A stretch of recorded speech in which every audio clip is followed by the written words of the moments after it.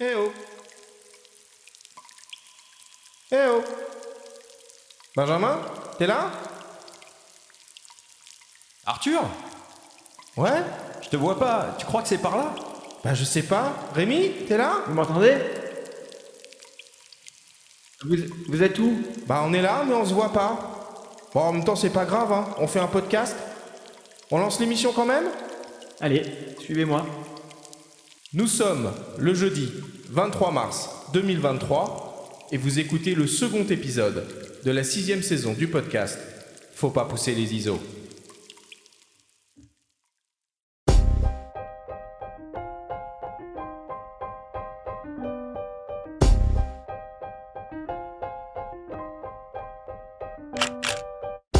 Bienvenue sur Faut pas pousser les ISO, le podcast hebdo pour tous les passionnés de photos et de vidéos.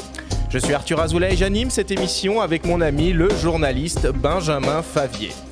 Aujourd'hui, on vous invite à plonger dans les entrailles de la Terre à la découverte de paysages extraordinaires et rares. Nous avons le grand plaisir de recevoir pour cette première émission au coin du feu de la saison 6 le photographe #spéléologue #aventurier Rémi Flamand, spécialiste de la photographie souterraine. Cette émission est présentée par Fujifilm avec la série X et le système grand format GFX, des appareils hybrides dotés d'une qualité d'image unique. Moi, je trouve quand même que le niveau de son design s'améliore de saison en saison, hein. Je suis ravi de te retrouver, Benjamin, pour ce deuxième épisode de la saison 6 du podcast Faut pas pousser les ISO. Comment vas-tu ? Bah écoute, ça va très bien, on y était presque. Hein. Moi, ça m'a rappelé mes escapades de jeunesse, parce que je viens du Périgord. Donc, Ouais. on a quelques grottes et gouffres par là-bas. Ah oui. Rémi doit connaître. Et Tout à bon, fait. c'est sûr que je les ai pas visités de la même manière que lui, par contre. Est-ce que Rémi, notre son design de grotte était réaliste ? Moi, j'aimais bien. L'intro était bien. C'était dynamique, c'était sympa. Et il y a de l'aventure, c'est vrai. Et les paysages souterrains sont extraordinaires, donc on est bien. Bon, c'est cool. Avant de commencer l'émission, Benjamin, il est important de rappeler que l'on organise toujours avec Samsung pour célébrer les 500 000 écoutes du podcast un concours et que nos auditeurs ont jusqu'à demain soir pour y participer. Il vous reste donc 2 jours pour tenter votre chance de remporter un Galaxy S23 Ultra et une paire d'écouteurs hi-fi Galaxy Buds 2 Pro. Pour tenter votre chance, c'est comme d'habitude très simple et ça se passe toujours sur notre compte Instagram. Il faut commencer par suivre les comptes Instagram de Faut pas pousser les ISO et Samsung France et répondre en commentaire du post qui annonce le concours, je l'ai épinglé en haut du carrousel, à la question suivante. Quelle est la définition d'image maximale offerte par le Galaxy S23 Ultra en format RAW ? Petit indice, vous entendrez très probablement la réponse à cette question dans le premier épisode de la saison 6 du podcast. Un tirage au sort sera organisé pour désigner le grand lauréat qui sera révélé dans l'épisode S603, la semaine prochaine donc, du podcast et invité à nous faire un petit retour d'expérience. Je le rappelle, vous avez jusqu'au 24 mars minuit, demain soir donc, pour participer. Bonne chance à tous. On peut juste gagner les écouteurs, c'est possible? Il faut le téléphone aussi pour écouter Faut pas pousser les ISO dans les meilleures conditions. Très bien. Rémi, si tu le veux bien, je vais commencer par te présenter à nos auditeurs. Alors, créer des images et gérer la lumière dans des milieux contraints où peu d'êtres humains ont accès, voire des endroits encore inexplorés, ainsi pourrait-on résumer ton travail, puisque depuis 2015, tu vis de tes photographies et de tes aventures à l'abri des regards sous terre. Ta démarche est d'abord artistique, mais tes photos ont une portée qui touche aussi bien au domaine industriel, géologique, environnemental ou même paléontologique dans des endroits spectaculaires comme les grottes de Malaval ou Pêche-Merle. Tu mets à profit ton expérience et tes compétences en tant que spéléologue et cordiste, entouré par une équipe qui te permet d'évoluer en toute sécurité pour mieux exprimer ta vision et ta créativité dans différents terrains de jeu souterrains avec la rigueur qui te caractérise. D'un point de vue photographique, tu fais partie du programme d'ambassadeur de Fujifilm et ta maîtrise de l'éclairage au flash, indispensable pour photographier dans le noir absolu, est reconnue à la fois par tes clients et tes pairs. Tu réalises des reportages d'entreprise ou des travaux d'illustration pour des organismes publics ou la presse. Tu rayonnes sur la région Auvergne-Rhône-Alpes et tu es amené à effectuer des missions à l'étranger. Sur ton site internet, tu mets en exergue une citation de l'explorateur Jean-Louis Etienne. « Je ne suis pas certain de ce qu'est le bonheur, mais je sais ce qui rend heureux. Oh, dites-moi, la clé est de faire ce que l'on aime. » Voilà Rémi pour cette petite présentation, ce petit tableau pour expliquer à nos auditeurs qui tu es. Est-ce qu'on est dans le juste là, dans tout ce qu'on a raconté? C'est très, très bien, un très beau travail. Et Jean-Louis Etienne, c'est parfait parce que c'est depuis que j'ai découvert cet homme, ça a donné beaucoup de sens à ma vie. Voilà. Docteur Jean-Louis Etienne, grand explorateur toujours en vie. Et précisons ton nom de famille, on l'a pas mentionné jusque-là, pour être complet, Rémi Flamand. C'est ça. Rémi, c'est quoi qui t'a donné envie de faire ce métier? Ouf, là on démarre, sur, déjà sur, on va dire un peu les émotions de l'enfance, de découvrir des paysages, de les voir, de les observer. Quand on est enfant, on se rend pas compte de tout ça, mais c'est quand on grandit qu'on poursuit un peu ses rêves de gosse, de voir des beaux paysages, de vivre dans la nature, de l'explorer, de la comprendre. Bon, de toute façon, tu vas nous raconter tout ça au cours de cette émission. On démarre, comme d'habitude, avec le Flash Actu.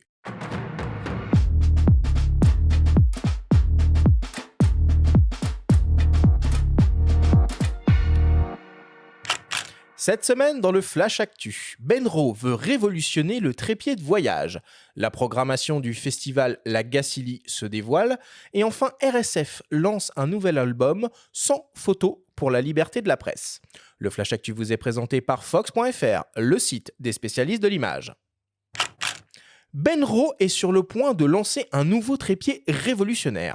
Il s'agit du Theta, premier trépied intelligent offrant une mise à niveau automatique et motorisée.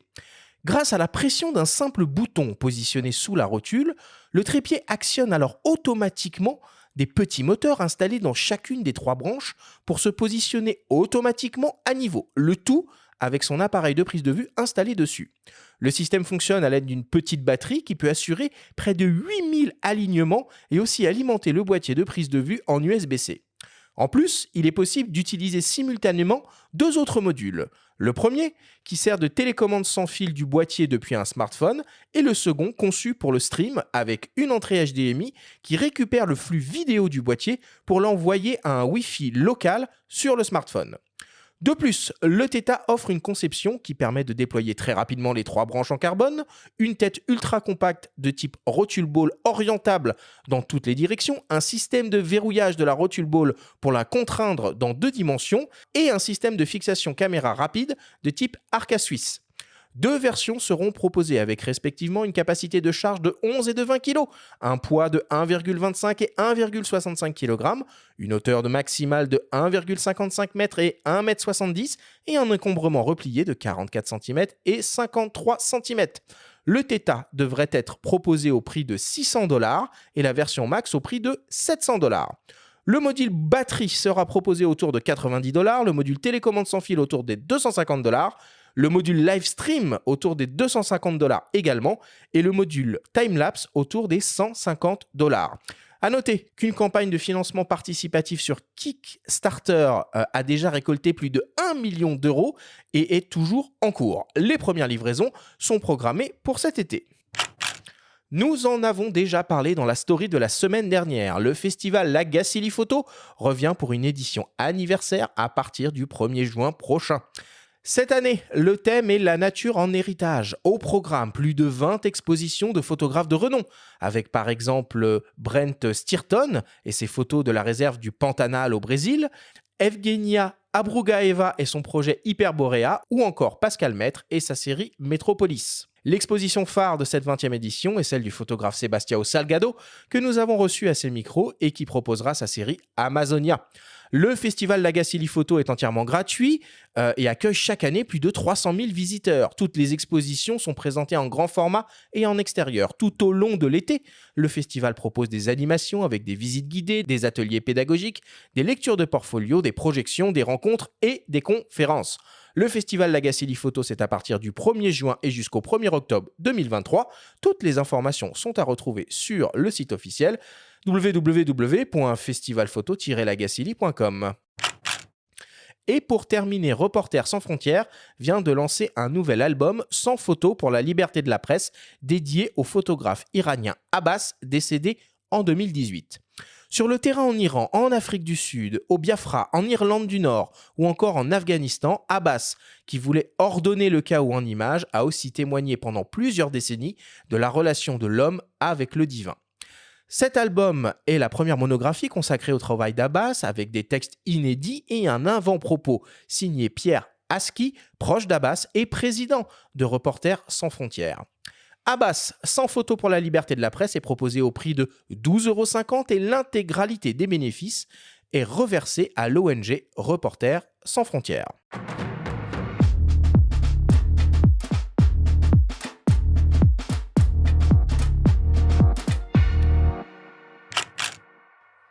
Bon, ouais, tu vas voir qu'ils vont nous foutre de l'intelligence artificielle dans les trépieds maintenant. Ouais, mais c'est un domaine qui est hyper intéressant. Les trépieds, on en a souvent parlé à ces micros, hein. Il y avait le fameux Travel Tripod, notamment de Peak Design, qui est assez astucieux.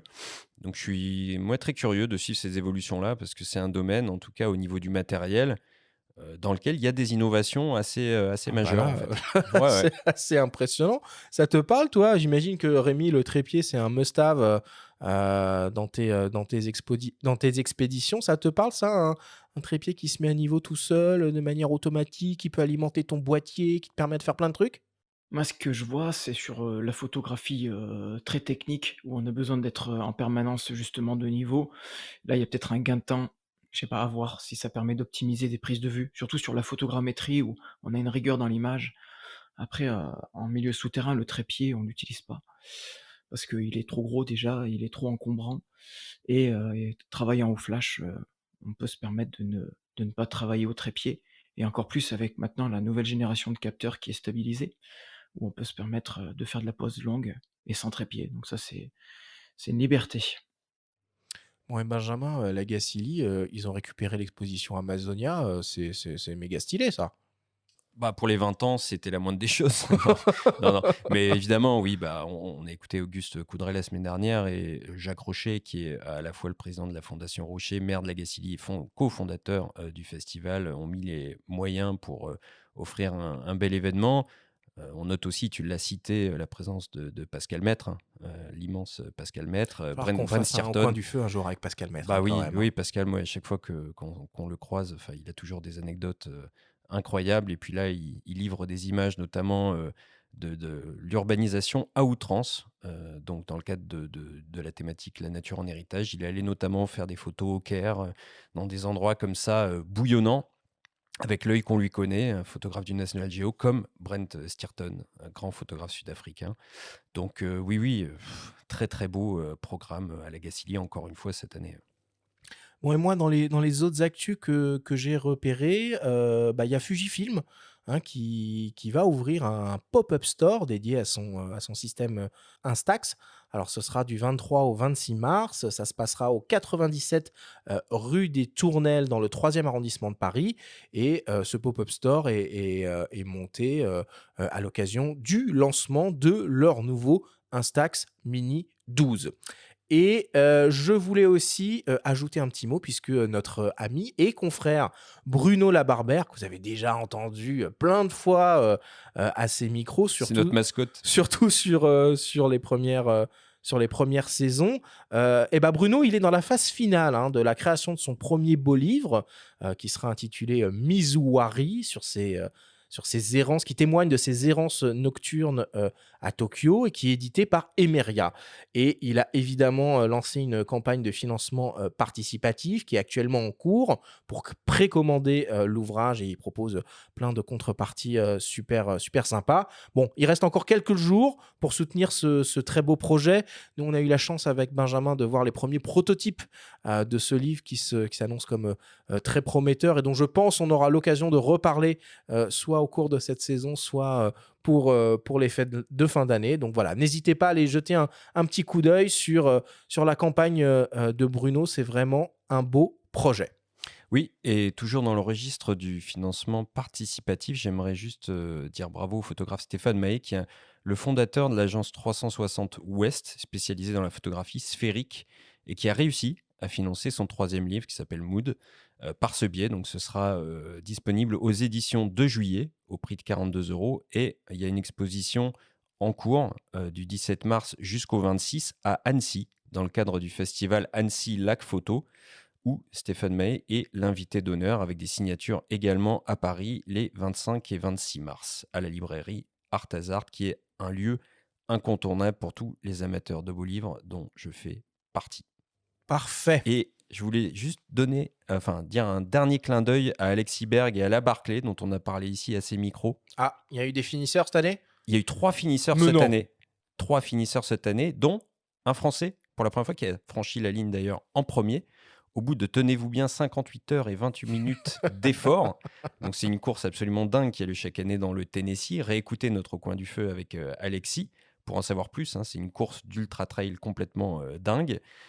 En 40 ans, il faut savoir qu'il y a seulement eu 17 athlètes qui ont terminé la course. Ok, donc il y a un très bon cru en 2023. Voilà, il y en a certains qui l'ont terminé plusieurs fois, mais en tout, il n'y en a que 17 qui l'ont terminé. Donc bravo.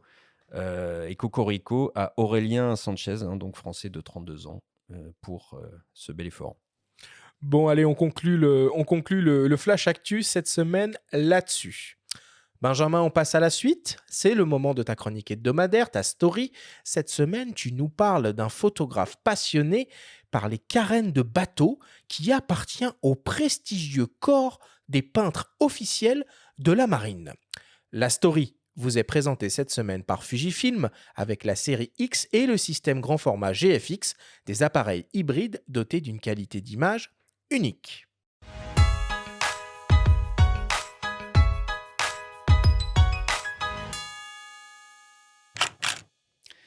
Du latin carina, demi-coquille de noix, la carène est la partie immergée de la coque d'un navire, celle qu'on ne voit pas mais essentielle, l'objet de toutes les attentions, de sa conception à l'entretien périodique qu'elle exige, nous explique le célèbre explorateur Jean-Louis Etienne en préface de Carène 2, livre signé Evan Le Bourdet.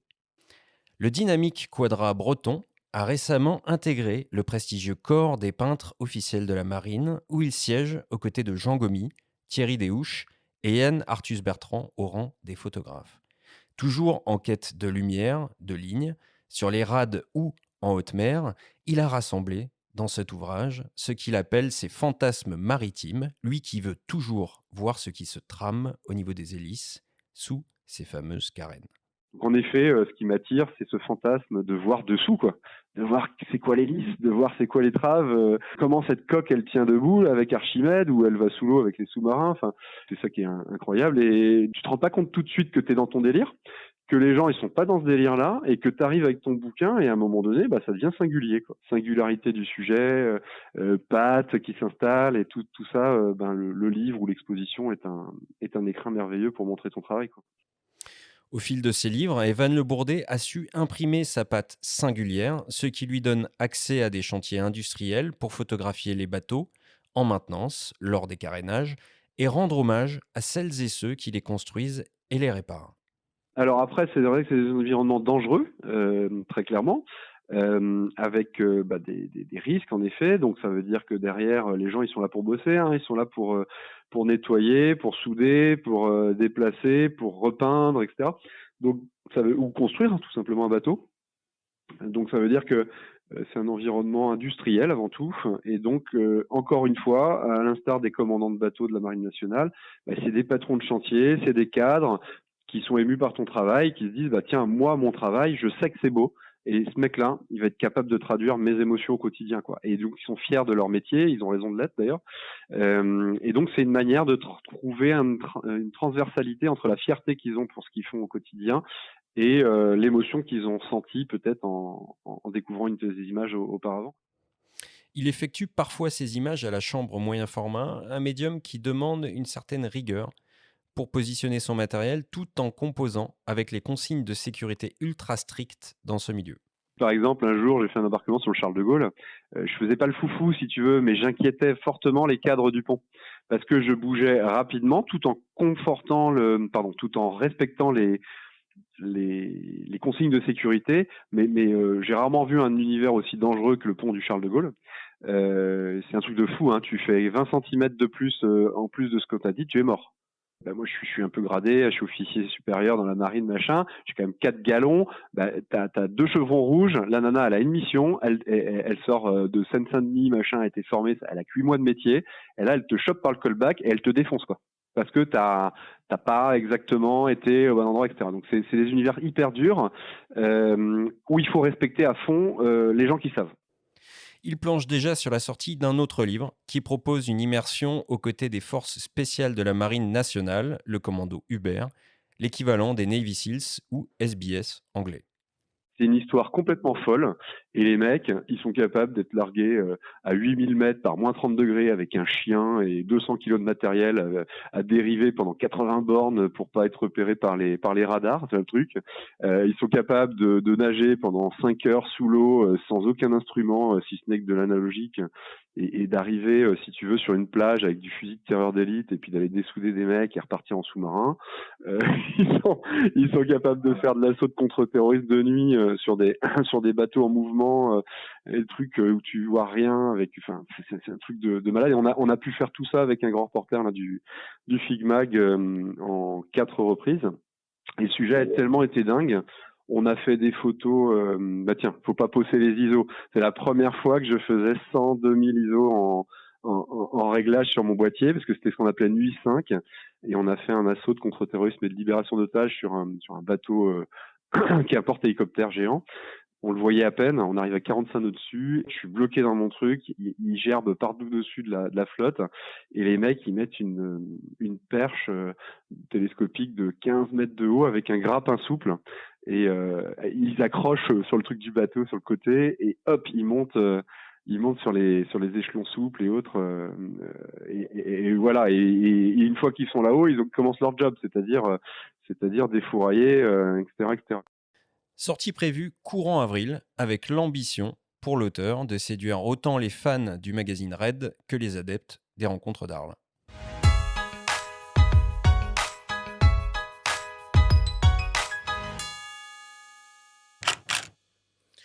Alors, il y a un truc que je piche pas là. On n'est pas sur faut pas pousser les pinceaux là. C'est quoi ce statut de peintre officiel de la marine? C'est quoi le rapport avec la photo? Ouais, c'est un corps séculaire qui est très prestigieux, hein. Les premiers peintres ont été nommés en 1830. Ouais.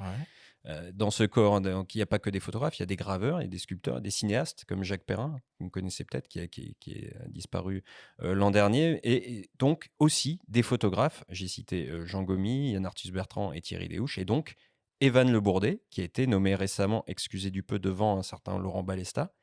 Et donc, pour accéder à ce rang, c'est un long parcours artistique. Il y a une notion de patte, de singularité, de maturité dans son œuvre qui doit être identifiable, et la notion de série est très importante. Il y a très peu d'élus et c'est une grande reconnaissance par ses pairs et les gens de la mer dont il fait partie, puisqu'il est gradé dans la marine. Et il faut absolument qu'on invite Evan bientôt, parce que au travers de ces anecdotes, là, il n'y en a qu'un petit aperçu, mais elles sont toutes plus dingues que les autres, et il faudrait qu'il nous raconte aussi, moi il me l'a raconté, la manière dont il a été élitreillé pour sortir de ce sous-marin lanceur d'engins, et ensuite pouvoir faire une session photo absolument dingue depuis l'hélicoptère. Rémi, ça te chaufferait toi d'utiliser un sous-marin pour aller faire des photos, je sais pas, dans des grottes sous-marines hyper profondes? Le milieu noyé, c'est quand même très particulier. Il faut être, en plus d'être photographe spéléo, il faut être plongeur et c'est encore un autre niveau. c'est un autre matériel aussi. C'est tentant, hein, d'aller sous l'eau et sous terre en même temps. C'est l'aventure ultime, mais c'est pas pour tout de suite. Ouais, c'est un univers qui pose des contraintes un peu similaires à ce que tu peux connaître, comme l'a dit, Evan. Il y a à la fois la notion de, grande rigueur et de respect de règles de sécurité, quoi. De toute façon, dans tous les milieux, il y a une rigueur. Dès qu'on arrive sur des sites industriels, il y a une rigueur, il y a des choses à respecter, il faut être formé, il faut avoir des formations.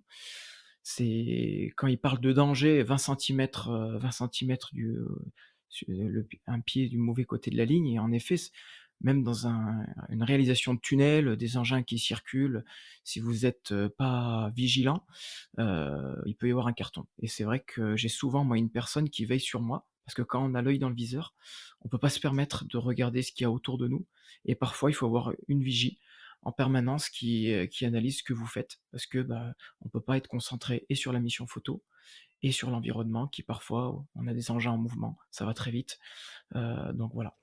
Merci Benjamin pour cette assez folle story cette semaine. Je vous propose qu'on fasse une petite pause, une petite respiration avant d'attaquer notre grande discussion au coin du feu avec Rémi Flamand. On revient dans quelques instants après une courte publicité. En tant que photographe, nous le savons, la qualité d'image est une priorité. L'hybride Fujifilm X-H2 est l'outil de référence des photographes et des vidéastes en haute définition. Son secret ? Un capteur au format APS-C doté de la technologie X-Trans CMOS HR High Resolution et une définition de 40,2 millions de pixels. Bienvenue dans l'ère de l'image en ultra haute définition. Le mode Pixel Shift Multishot permet d'étendre la définition à 160 millions de pixels tout en préservant la qualité d'image native. Sans limite, le X-H2 est aussi capable de filmer jusqu'en 8K à 30 images par seconde et pendant 160 minutes. Et vous l'aurez compris, en photo comme en vidéo, sa qualité d'image est sans égale. Découvrez toutes ses fonctionnalités et ses nombreux accessoires compatibles en consultant le site www.fujifilm-x.com. Nous sommes toujours dans Faut pas pousser les ISO avec le photographe Rémi Flamand pour une grande discussion au coin du feu. Alors Benjamin, au coin du feu oblige, je nous mets une petite ambiance. Alors, avant de parler en détail de ta photographie, Rémi, on va commencer par parler finalement de spéléologie. C'est sûr que tes conditions de travail sont très différentes de celles d'un photographe en studio et qu'au-delà de ton œil de photographe, tu dois avant tout avoir un corps de spéléologue et des connaissances et compétences bien particulières pour pouvoir comprendre et explorer ces univers que l'on va très naturellement qualifier d'hostiles pour toi, tes équipes et ton matériel. Nous avons échangé avec Étienne Chabrier, qui t'assiste sur tes prises de vue et qui est cordiste, spéléologue et naturaliste. Il nous parle un peu des conditions spéciales dans lesquelles vous évoluez. On l'écoute.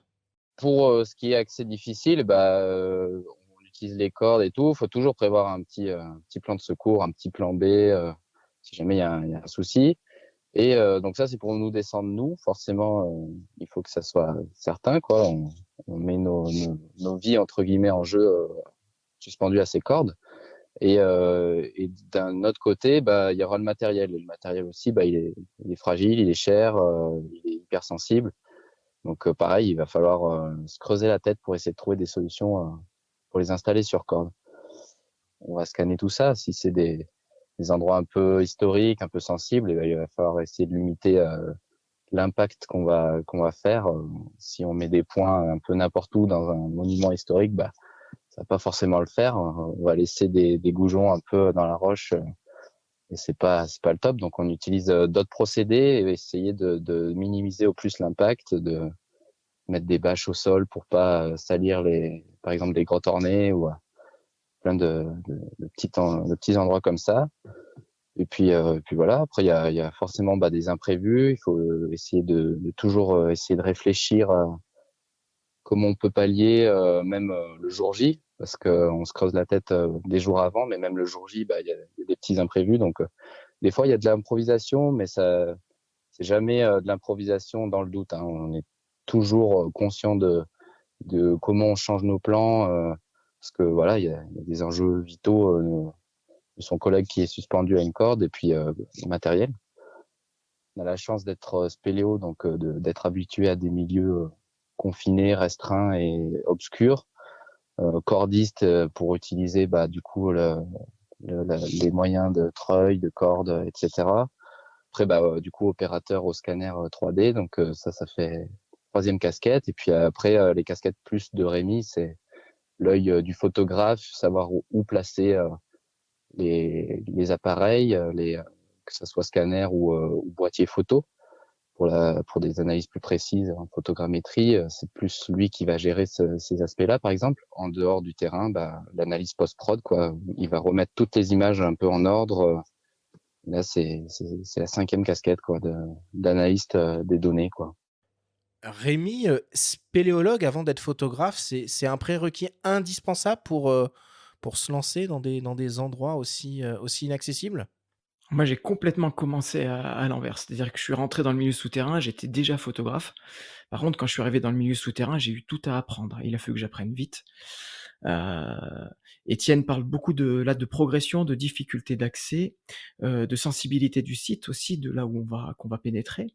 Que ça soit un monument historique, un monument souterrain. Quand il parle des grottes ornées, on est sur des sites extrêmement euh, délicat, où on ne peut se permettre de toucher au sol. Il parle de bâches. En effet, quand on ouvre le matériel, déjà tout le matériel a été décontaminé. Il y a énormément de choses à prendre en compte avant d'accéder à un site. Une fois qu'on est sous terre, il y a encore aussi des difficultés. Et après, il faut réaliser. Il faut réaliser avec les contraintes qui ne peuvent être connues que quand on est sous terre. Par exemple, sur les grottes ornées, on a un cheminement à respecter, on a 20 centimètres pour marcher sur un cheminement. On ne peut pas s'en écarter au risque de piétiner les sols et de dégrader des choses qui sont peut-être pas forcément visibles ou qui n'ont pas été analysées. Et toute cette méthodologie, elle doit vraiment être précise et avec une grande rigueur pour ne pas dégrader quoi que ce soit. Le milieu industriel, c'est encore un milieu particulier où voilà, après il y a les notions de risque pour la santé. On est sur des environnements complexes, parfois pollués. Donc il faut en plus mettre en place des EPI, des équipements de protection individuelle, que ça soit pour respirer, pour se protéger voilà, de la chaleur, se protéger des acides, des risques électriques avec voilà, des métaux en fusion, des choses comme ça. On est sur des environnements voilà, qui sont contraints. Mais donc, photographe avant d'être spéléologue, mais comment tu fais pour te former à la spéléologie? La spéléologie, on apprend. Déjà, on apprend tout le temps. Ça ne s'arrête jamais. On apprend de par soi-même, en vivant l'aventure, et on apprend des autres, les autres qui nous accompagnent, qui grandissent l'équipe, qui viennent avec leurs compétences, leurs connaissances.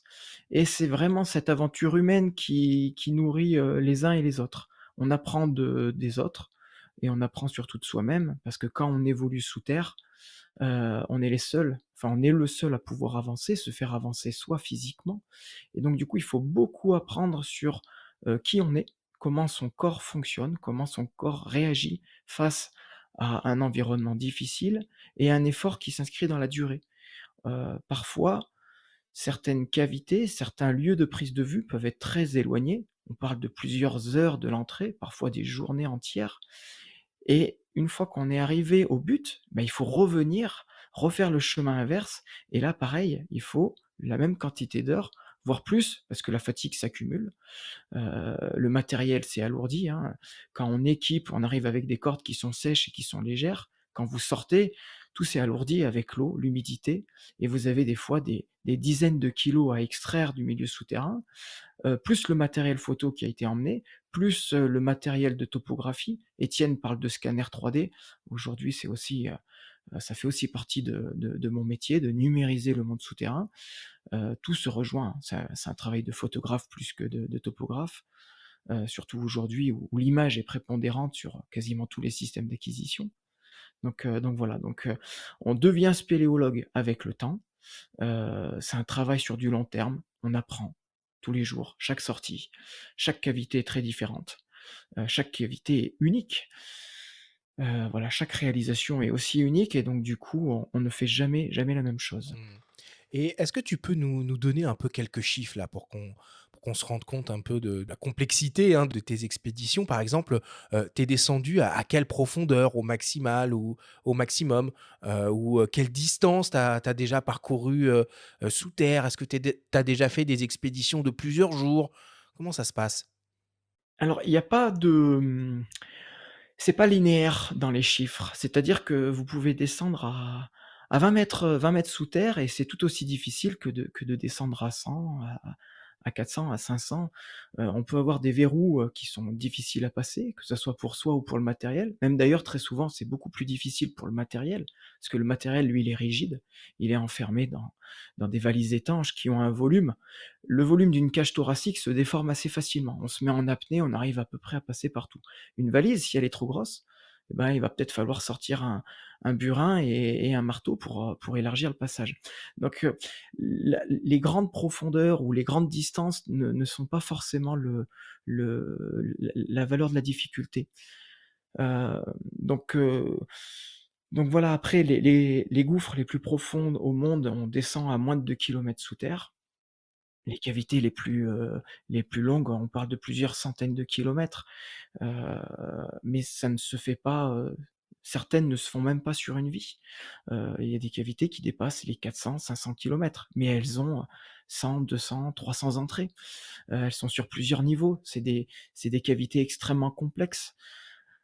Si on prend des grottes en France, comme, allez, la grotte de Saint-Marcel d'Ardèche qui est une cavité en partie aménagée, le public, le tourisme va accéder à 600 mètres de cheminement et la cavité en fait 60. Voilà, donc 60 kilomètres, ça se fait pas en une journée, ça se fait pas en une semaine, il faudrait plusieurs années pour faire autant de kilomètres sous terre. Surtout qu'il n'y a qu'une seule entrée.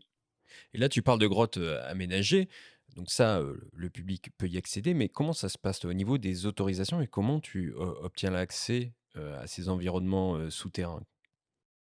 Alors, on est encore c'est encore une activité où on est libre. La spéléologie, au final, on vit caché et pour vivre heureux, vivons cachés. Une entrée, elle est physique, elle appartient à un propriétaire terrien. Un propriétaire, ça peut être aussi sur le domaine de l'État. Et quand on est sous terre, on franchit des limites cadastrales, donc on franchit des propriétés. Mais quand on est en pleine exploration, on n'arrive pas vraiment à savoir où on se situe en surface.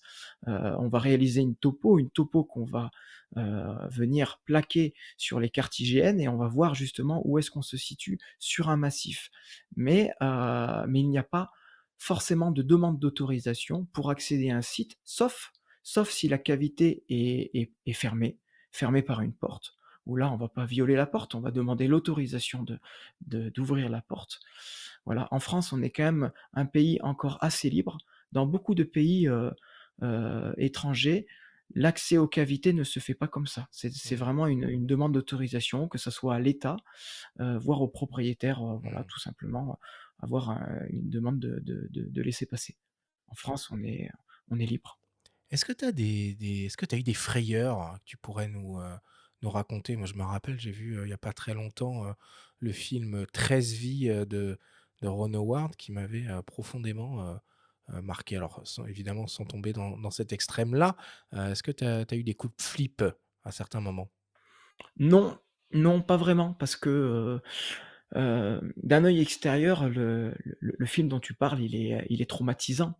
Une fois qu'on se fait, bloquer et piéger par une montée des eaux, le risque mortel n'existe pas. En tout cas, pas dans ces cavités où il y a toujours la possibilité de se retrouver, sur un point haut, où l'eau ne montera pas. Malheureusement, les accidents arrivent, les accidents mortels sont quand même rares et sont sur des endroits, heu, on va dire connus. C'est-à-dire qu'il y a des cavités où il faut vraiment pas se trouver là au moment où, il va pleuvoir en surface.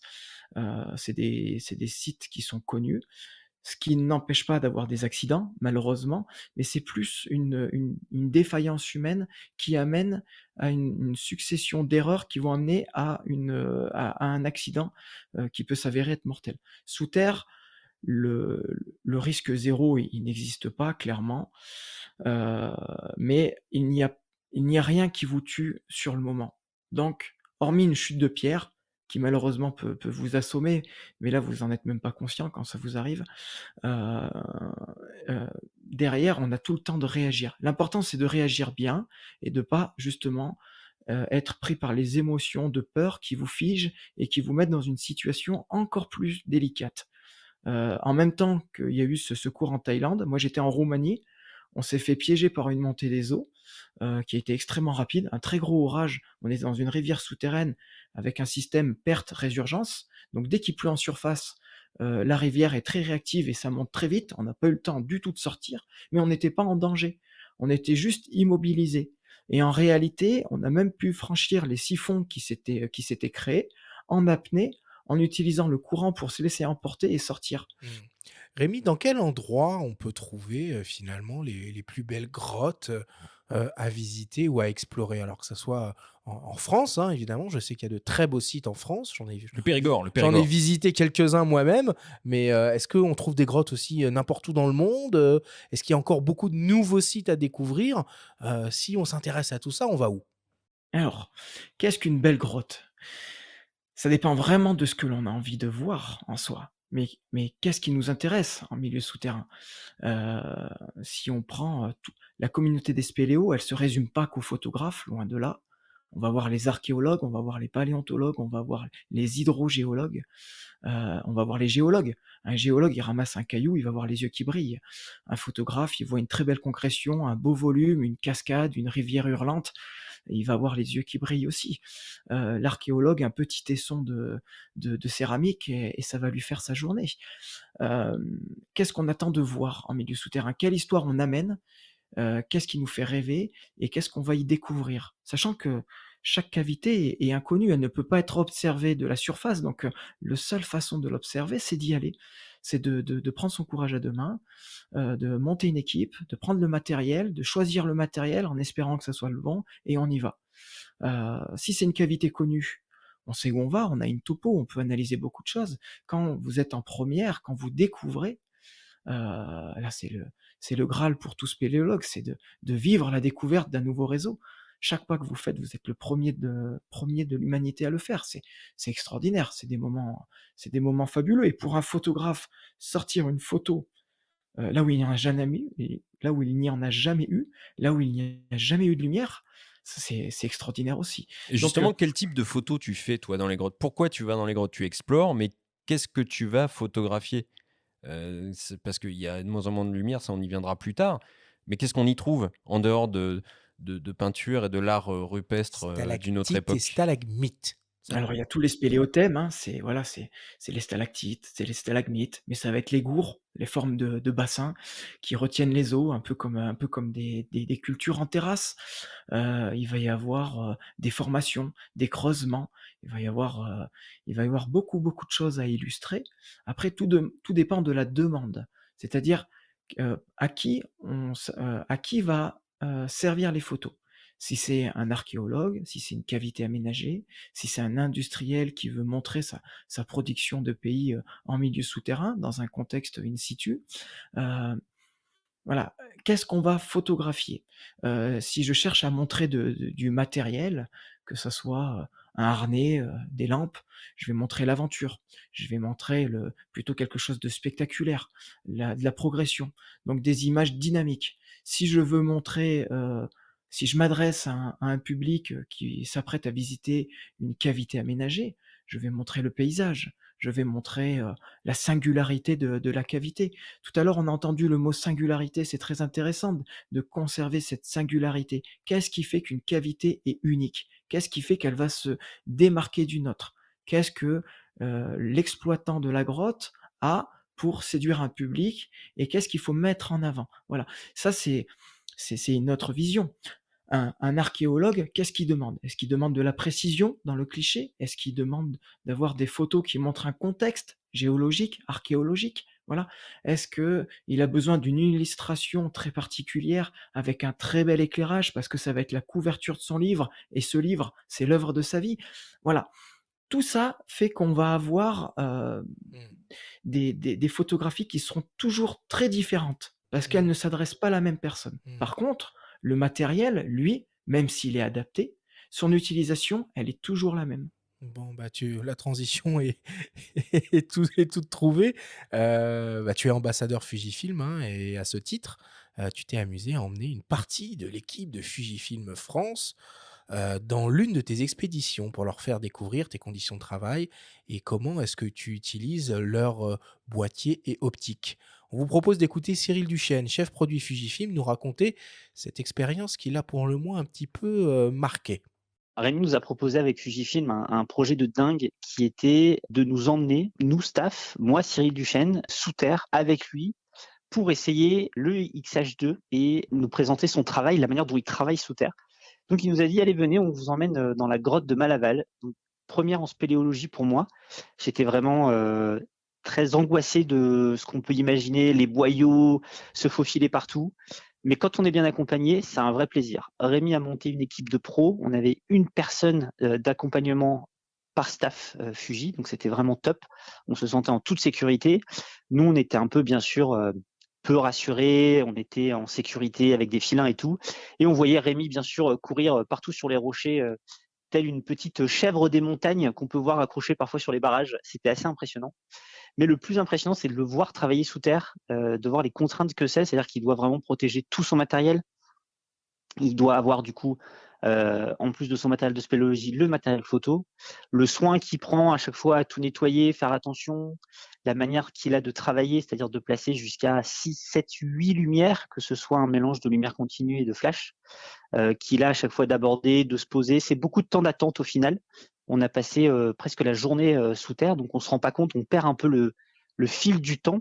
On n'a plus aucun repère visuel et on est là, on est quand même dans l'attente, on est dans l'humidité, donc ça reste quelque chose de physiquement éprouvant, mais ça reste quelque chose de complètement exaltant, quelque chose de complètement nouveau quand on nous emmène dans ce milieu obscur, parce qu'une fois qu'on éteint les lumières, bah, bien sûr, il n'y a plus rien. Il y a juste le bruit de l'eau et les matières qu'on peut ressentir sous les chaussures et sous les mains. Donc c'est vraiment un milieu incroyable que Rémi nous a permis de découvrir, à la fois parce que c'est un passionné de spéléologie, mais parce que c'est avant tout un passionné de photographie sous terre, comme il aime à se définir, et pas uniquement de spéléologie, parce qu'il travaille aussi sur des chantiers humains sous terre. Rémi, pour commencer, un petit mot peut-être là sur le lieu, hein, la grotte de Malaval. On a cru comprendre que c'était un endroit un peu spécial pour toi. Alors c'est l'endroit où je suis né pour la deuxième fois. Oh là. C'est-à-dire qu'il y a le avant et il y a le après et j'ai voulu faire vivre à Cyril un peu cette chance que j'ai eue un jour de rentrer dans le milieu souterrain par cette très grande porte qu'est la rivière souterraine de Malaval.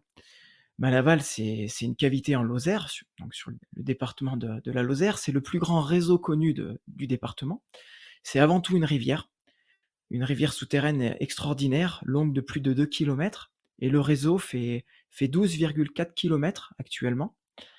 C'est un réseau extraordinaire pour sa rivière et pour ses concrétions. Les concrétions se trouvent dans des réseaux qui sont dits fossiles, des réseaux où l'eau circulait avant mais ne circule plus aujourd'hui. C'est des réseaux qui sont plutôt en hauteur, entre 15 et 30 mètres au-dessus de la rivière, et pour les atteindre, il faut faire des escalades. Voilà. Cyril, je l'ai emmené dans la rivière parce que c'est voilà, c'est l'ambiance, c'est la roche qui brille, c'est le bruit omniprésent, c'est les embruns, c'est les cascades, c'est le côté vraiment, aventure, où ça glisse, ça brille, on a l'humidité, le froid, le bruit, on n'arrive pas à s'entendre, il faut des radios. Faire de la photo, c'est très éprouvant, pour les modèles, c'est éprouvant pour le matériel, parce qu'on est en contact avec l'eau permanente, on nage. Justement, tu parles de matériel, Rémi, et notamment cette descente dans la grotte de Malaval avec Cyril qu'on a entendu, c'est fait dans le cadre de la sortie du XH2, donc qui est un modèle haute définition de Fuji, avec un capteur de 40 millions de pixels. Qu'est-ce que ça t'apporte, la haute définition, dans ton travail? Alors, on est quand même dans un milieu où la photographie est difficile à faire et où la chance de la refaire risque de ne peut-être plus arriver. Parce que faire de la photographie sous terre, ça demande des moyens humains et de temps qui sont très importants et donc un coût, qui n'est pas anodin. Il faut sortir la photo coûte que coûte. Donc le matériel performant, il est très important. Le matériel résistant, il est très important. Et plus on va avoir une définition, et plus on va pouvoir utiliser cette photographie dans le temps. C'est-à-dire qu'aujourd'hui, la photo que je vais réaliser, elle va peut-être servir dans les 10, 15, 20 prochaines années. Et ça sera peut-être la seule trace qu'on ait de cette cavité.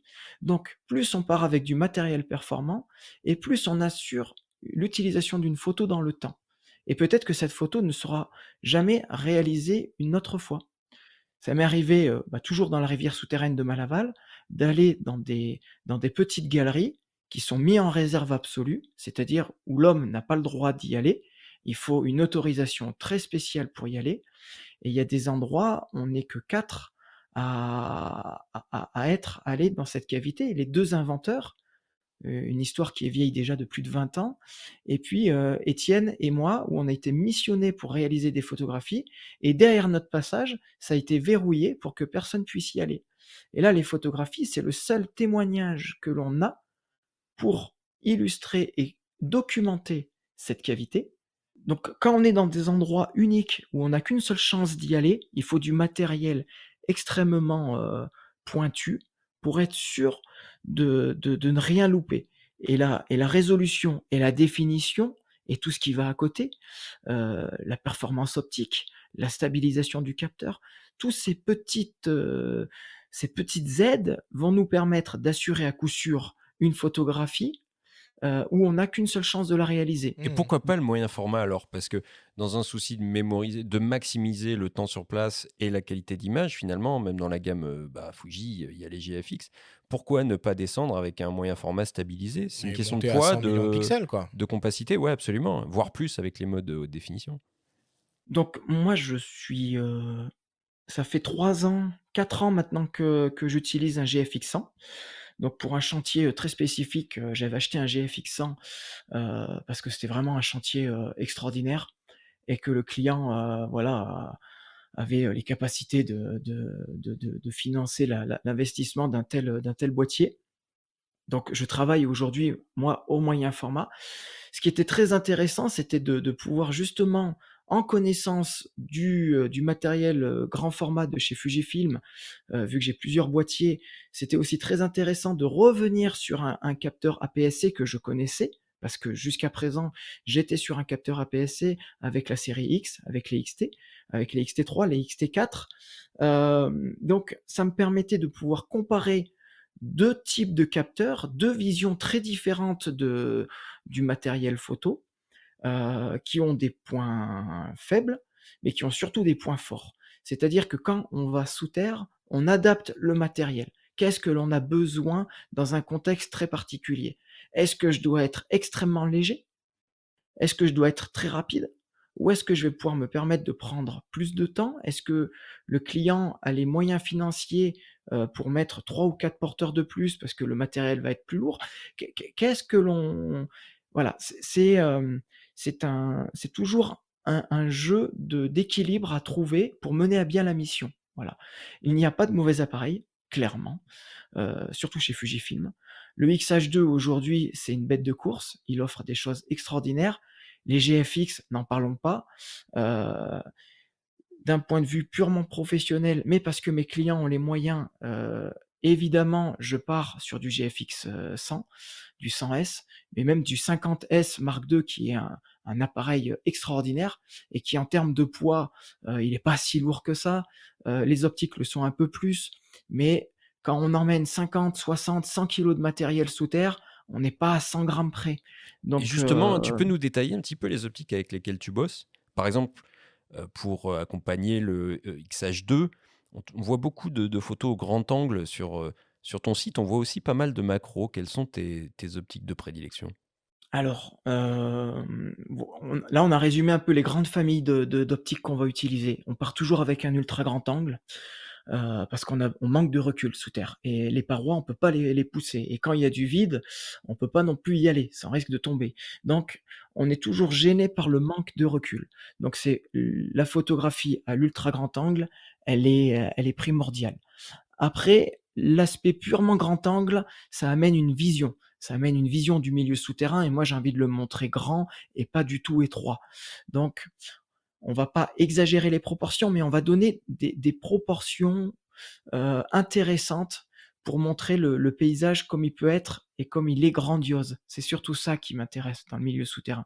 Je veux surtout pas faire peur aux gens, je veux les émerveiller. Donc le grand angle, il est super important. Et pour ça, j'ai le 8-16, le XF 8-16, que j'avais eu aussi un peu en avant-première, et c'est une optique qui est fabuleuse. Parce que on passe de l'ultra grand angle au grand angle avec une seule optique. Elle est extrêmement qualitative, elle reste compacte.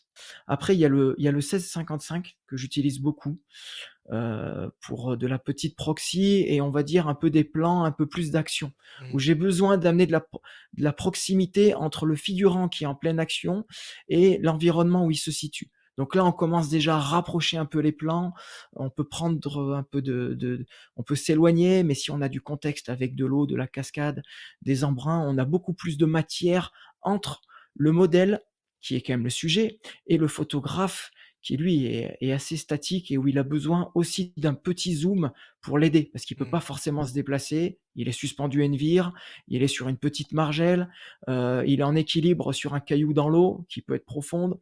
Donc voilà, ces petits zooms, ils sont très utiles. Voilà. Ce serait quoi l'optique macro ultime pour toi? C'est plus le 30 mm sorti récemment chez Fuji ou c'est le 80 mm macro? Les deux. Les deux. Alors le 30, il se fait vite oublier, hein. C'est un poids plume, il est extraordinaire. On a des détails millimétriques. Là, j'ai photographié des petits insectes, des diplours. C'est des petits insectes, c'est des petits invertébrés qui sont presque, ils sont dépigmentés. Ils sont pas transparents, mais ils sont dépigmentés. Ils ont des grandes antennes devant, derrière. D'ailleurs, c'est pas des antennes, mais voilà. Et donc, ils font 3-4 millimètres. Donc là, le 30 millimètres, c'est l'outil idéal. La difficulté, c'est qu'on a une distance de mise au point qui est très faible et donc pour éclairer, il faut des lumières très latérales. On a très peu d'espace pour mettre la lumière et là, il faut travailler en équipe. Dans tous les cas, la macro sous terre, c'est un travail d'équipe. Ça peut pas se faire seul. Dans la gestion des éclairages, plus la gestion de l'environnement, quand vous photographiez des concrétions, c'est des environnements extrêmement fragiles qui ne tolèrent aucun contact. Donc il y a une personne, il y a le photographe, aidé d'une personne qui fait l'éclairage, et une troisième personne qui surveille l'environnement pour dire attention, tu es à 10 cm d'une concrétion, là tu peux pas reculer, attention derrière toi.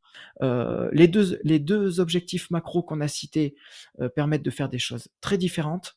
Le 80 mm, son gros avantage, c'est que ça permet de mettre de la distance avec le sujet, et le capteur du XH2 amène une résolution où on peut explorer du détail, on peut vraiment littéralement plonger dans la minéralisation et ça c'est extraordinaire quand on photographie des gouttes d'eau, on va se retrouver à l'intérieur à voir un vrai paysage.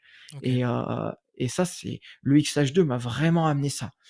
On a parlé de tes boîtiers, de tes optiques. Maintenant, on va aborder une partie fondamentale, évidemment, de ton travail, puisque une des particularités de la photographie souterraine, tu l'as évoqué, c'est évidemment l'absence totale de lumière. Alors pour ça, il n'y a pas 36 solutions. Tu dois impérativement utiliser un éclairage artificiel pour mettre en lumière tes sujets avec du flash ou de la lumière continue. On vous propose d'écouter le témoignage de Christian Dzeku, un photographe roumain réputé dans le milieu, nous parler de cette problématique. Nous avons commencé à prendre des photos avec la lumière de flash et je pense qu'il y a 23 années. Déjà, nous avons participé à une école de photo tenue par notre professeur de photographie de souterrain qui s'appelle Cristian Lascu et lui c'était le président de National Geographic Romania. Il nous a appris de prendre des photos avec la lumière continue, de faire la peinture avec la lumière. C'est vraiment photographie, écrire avec la lumière. Et ça, c'était une grande révolution pour nous parce que la photographie te permet le temps d'exposition comme tu le veux. Tu es dans une grotte avec aucune lumière et soudain tu vas allumer une lumière et faire des peintures avec ça sur les stalactites, stalagmites et sur les murs. Et ça, c'était que s'appelle light painting, peinture avec la lumière. Aujourd'hui, c'est en vogue, mais quand nous avons commencé, c'était quelque chose de fantastique et révolutionnaire ici en Roumanie. Et nous travaillons maintenant avec la lumière continue. La plupart, c'est avec le LED, une lumière très économique, mais nous avons redécouvert la photographie avec le flash, qui, par exemple, Rémi, il prend beaucoup de photos avec le flash et nous avons observé que c'est une différence de réflexion entre la lumière continue et la lumière de flash. La lumière continue, le LED ou le tungstène, ça donne un contraste plus dur. Et le flash, c'est un peu douce. Et ça, c'est une découverte très intéressante pour nous. Alors Rémi, tu es un homme de flash ou de lumière continue? Ah, les deux. Moi, je suis super content d'avoir entendu Christian. Ça fait très plaisir d'entendre son accent. Ouais, Du coup, les deux, j'utilise les deux. Alors, voilà, quand on est dans un milieu souterrain, on est privé de lumière, clairement. La lumière de nos frontales n'est presque pas suffisante pour réaliser l'image. Pour moi, elle ne l'est clairement pas, même si les éclairages aujourd'hui ont énormément évolué. En 10 ans, j'ai vu voilà, l'éclairage se métamorphoser, que ce soit dans la puissance, la qualité de l'éclairage et l'autonomie. J'ai débuté au flash. C'est pas aisé de commencer avec ce type d'éclairage. Bah, c'est plein de contraintes. Bah, non, pas vraiment. On va pas parler de contraintes, mais de méthodologie. C'est-à-dire que c'est des méthodologies très différentes. Quand on place un flash, il ne se passe rien. C'est au moment où on déclenche et grâce au numérique, on a le résultat de l'éclairage. Donc quand on était sur de l'argentique, chose que je n'ai pas connue, quand on plaçait un flash, on savait pas du tout ce qui allait se passer. Maintenant, on a le contrôle en direct. Donc au final, ça rejoint l'utilisation de la lumière continue. Hormis le fait que le temps est passé et que plus le temps passe, et ben, derrière, moins on aura de temps de faire de l'image. Donc il faut être performant. Mais la performance, elle s'acquiert avec le travail de terrain. Plus on se crée des expériences et plus on va pouvoir les réutiliser. Et c'est ça qui est très intéressant avec la lumière. C'est-à-dire qu'on va se créer des méthodologies de travail qui vont nous permettre d'être quasiment à coup sûr de sortir une image. C'est-à-dire qu'aujourd'hui, je travaille avec 10, 15, 20 flashs. Ça va dépendre des volumes, hein. Ça dépend qu'est-ce que je dois éclairer, la complexité du milieu.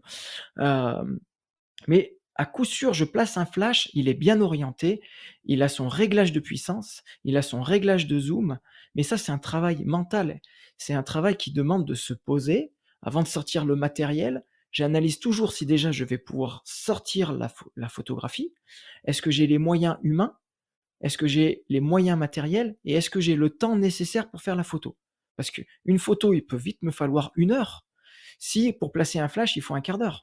Comment tu fais d'ailleurs alors pour tout placer? Bon, il y a tes équipes qui vont t'aider, mais pour disposer 15 à 16 flashs, pour bien les orienter sur le moment, gérer l'autonomie et faire la mise au point dans le noir, comment tu procèdes? Alors, hem, alors les flashs justement, c'est jusqu'à présent le rapport poids, puissance et autonomie qui était le plus intéressant. Parce qu'on part avec des petites batteries, qui sont chargées à bloc et on peut facilement faire aujourd'hui 200-300 éclairs. Quand j'arrive à faire 50 photos dans une journée, je suis très, très content. On est sur des ordres de grandeur où on déclenche pas énormément sous terre. Moi, je suis du genre à vraiment pas beaucoup déclencher. Je déclenche quand je suis sûr. Ça m'arrive même des fois de faire la mise au point et de dire: «Ah non, j'ai pas déclenché, mais je vais quand même modifier un flash parce que je sais que c'est pas bon». Mais attends, Parce que comment tu d'un seul arrives coup à concevoir et avoir un aperçu de la composition dans le noir justement? c'est une lecture de la scène. Moi, je travaille avec, on va dire, c'est toujours la même chose. C'est-à-dire que je démarre par mon contre-jour, je viens mettre des flashs sur les côtés, je viens mettre des flashs plus devant qui vont éclairer de front à très faible puissance pour pas trop venir sur les contre-jours. Mais les puissances, elles sont déjà connues par l'expérience. Après, il y a la roche. Est-ce qu'elle brille? Est-ce qu'il y a des limons qui vont absorber la lumière? Euh, Tout ça, c'est dans ma tête. C'est-à-dire que l'équation à plusieurs inconnus, elle est déjà résolue avant même de déclencher. Donc c'est un quand je dis que une photo se pense, se construit, c'est vraiment un travail mental. C'est-à-dire que c'est une réflexion de qu'est-ce que va donner la photo. Mon travail, où je vais vraiment venir travailler après, ça va être sur la position du figurant. Comment il va être placé dans l'image, quelle gestuelle il va avoir pour vraiment donner du sens. Et c'est là la finalité du travail dans une photo. Et L'éclairage, c'est tellement acquis que je n'ai plus à réfléchir au final. Mmh. Mais du coup, comme tu es dans le noir total, tu peux travailler en ce qu'on appelle l'open flash. Tu utilises cette technique ou tu as un système de synchronisation avec le boîtier? Alors tous les flashs sont synchronisés, hein. Ils sont synchronisés, via un émetteur qui est sur l'appareil photo. Au Ok. moment où je déclenche, les flashs partent une fois.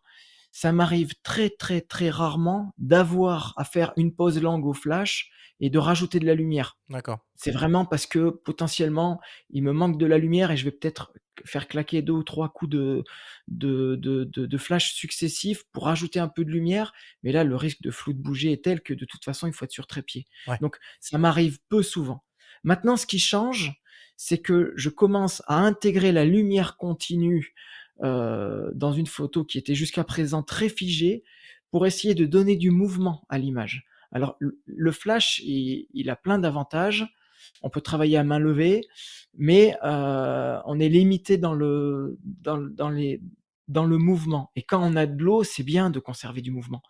Ça, c'est très intéressant. La transition est parfaite, hein, puisque évidemment, hein, les contraintes d'éclairage en photo, c'est une chose, mais en vidéo, là où on veut avoir vraiment du mouvement, c'est encore plus délicat. Et évidemment, le flash est totalement sorti de l'équation. Euh, Tu nous as dit que de plus en plus, hein, tu réponds à des demandes de production vidéo en faisant appel aux compétences d'un jeune vidéaste et débutant en spéléologie qui s'appelle Thibaut Poinas, je ne sais Tout pas à comment on fait. dit, Menace, ouais. Poinas. On l'a rencontré et il nous a fait un petit témoignage. On l'écoute. Dans l'univers souterrain, en fait, la plus grande problématique qu'on va avoir pour faire de l'image, donc déjà en photo, mais surtout en vidéo, ça va être la lumière. C'est assez complexe parce qu'il nous faut absolument de la lumière continue. Et de la puissance en lumière continue, c'est vraiment ce qu'il y a de plus compliqué à avoir, même si aujourd'hui on a des grosses évolutions technologiques, avec des marques qui proposent des belles solutions pour faire de jolies choses. Mais c'est vrai que c'est ce qui reste le plus compliqué. Parce que par rapport à la lumière en vidéo, on peut tricher sur plusieurs paramètres, sur la sensibilité, on peut avoir des objectifs très lumineux, mais sous terre, on arrive tellement à une limite quand on a des grands volumes et qu'il n'y a pas un pet de lumière, bah en fait, le seul point sur lequel faut qu'on arrive à travailler, c'est la lumière. Et c'est pour ça que c'est vraiment le point le plus important. Ça fait quand même pas mal de temps que je vais beaucoup dans les milieux souterrains, de manière un peu sporadique, parce que je touche à beaucoup d'univers différents. Et du coup, je me suis toujours débrouillé un peu avec ce que j'avais, des lampes que je pouvais récupérer, des bidouillages avec des batteries. Le problème, c'est que la lumière qui restitue les couleurs de la bonne façon, qui a la même teinte, bah, au final, aujourd'hui, si on veut avoir une solution qui est vraiment performante, faut s'orienter vers des solutions professionnelles qui sont dédiées pour ça. Donc, je l'ai beaucoup fait de manière amateur avec ce que j'avais sous la main, ce que je pouvais trouver de pas trop cher. Et des fois, j'étais limité, hein. Il y a des grands volumes que j'aurais beaucoup aimé filmer et que je ne filmais pas. Donc, je faisais un peu de photos aussi avec de la pose longue, voilà, avec mes lumières comme ça. C'est depuis que j'ai rencontré Rémi, en fait, que j'ai pu un peu, là, on est sur un projet où on filme dans des grands volumes, parce que c'est lui qui m'a fait rencontrer Méandre, et qui, eux, ont des grosses solutions LED.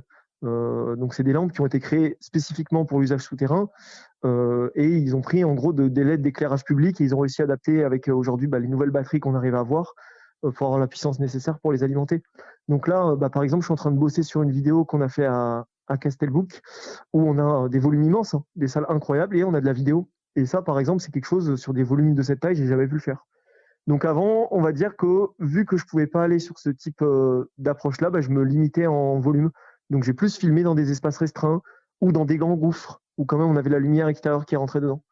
Et c'est vrai que sans cette lumière, sans cet apport, en fait, on va retrouver. Au bout d'un moment, on va être limité. Il n'y aura pas de solution. Depuis toujours que j'ai des passions à côté, l'aventure, la vidéo, et je me suis dit, mais en fait, le domaine scientifique, c'est une de mes passions. Et ce que je vais faire, c'est que je vais essayer d'assembler les trois. Et c'est pour ça que j'ai créé ma boîte pour faire de la vidéo. Et le but, c'était de développer ça pour à long terme, faire des projets un peu comme sur lesquels on est aujourd'hui. Là, à Castelbouc, c'est une grotte où il y a des empreintes de sauropodes, de dinosaures géants qui ont été retrouvés. Et donc là, quand on filme, il y a tout ce côté audiovisuel que j'adore. Il y a tout ce côté scientifique aussi, vulgarisation scientifique, où on montre des sujets hyper intéressants. Et le côté aventure, parce que c'est une vraie aventure pour aller dedans, pour parcourir. Et voilà, à long terme, en fait, c'est comme ça que je me suis dirigé vers ça, d'aller filmer en souterrain. Alors Rémi, pour les projets vidéo, vous travaillez aussi avec du matériel Fuji parce qu'ils ont des fonctionnalités hyper avancées aussi en vidéo. Alors tout à fait. Alors moi, la vidéo, c'est pas forcément mon domaine. Mon entreprise reçoit des demandes et aujourd'hui, ne pouvant de toute façon pas tout faire, voilà, je me suis entouré de personnes comme Thibaut qui ont la capacité de faire et je suis très heureux de pouvoir redistribuer des projets. Thibaut, on s'est rencontrés sur un événement justement de vidéo Spéléo, le Spélimage à Courthézon. C'est un événement national qui réunit les vidéastes du milieu souterrain et les photographes. Thibaut, il travaille avec un XT4. Et puis tout de suite en lui, j'ai senti une belle envie d'avancer, une envie d'apprendre. On a 10 ans d'écart, on a 10 ans d'écart sur la pratique de l'image aussi, et au final, je me retrouve un peu en lui à mes débuts, avec une belle volonté d'avancer. On sent son enthousiasme dans le témoignage, on sent qu'il a soif d'aventure, quoi. Il a soif d'aventure, il est débrouillard, il est volontaire. Donc voilà, pour moi, ça c'est des signes révélateurs et de confiance. Lorsque l'on est professionnel, on a envie de s'entourer de gens qui vous lâchent pas. Voilà, Thibaut, on l'a fait travailler sur cette découverte des empreintes de sauropodes à Castelbouc, donc des dinosaures géants, des sauropodes. Ces empreintes, ces contre-empreintes sont au plafond d'une grotte. C'est extraordinaire. Enfin, c'est renversant. C'est pas le massif qui s'est renversé, mais c'est la découverte qui l'est. On se croirait dans Tomb Raider, là. Mais c'est un peu ça, c'est que c'est un mix de Indiana Jones, de Tomb Raider, de Tintin qui va sur la Lune. C'est un peu tout ça qui nous anime. Et au final, on a les mêmes émotions de la découverte. Donc on arrive à très bien se comprendre. Moi, j'ai une gestion de la lumière qu'il n'a pas encore. Mais voilà, j'essaye de lui apprendre un peu cette gestion qui est quelque chose d'inné. Donc c'est pas toujours facile d'expliquer quelque chose qui est inné. Et mes moyens financiers, les moyens financiers de ma société font qu'aujourd'hui, des lumières fabriquées par Méandre Technologies, c'est des lampes que j'ai fait fabriquer spécialement pour mon entreprise, pour mon utilisation, qui est au final un éclairage détourné de l'utilisation de la photogrammétrie, où il faut une qualité de lumière irréprochable. Dans le monde, il n'y a pas 36 fabricants. On a la chance d'avoir un fabricant français qui vient de ce milieu souterrain, qui aujourd'hui travaille avec les plus gros industriels du monde entier. C'est une chance de l'avoir en tant que partenaire.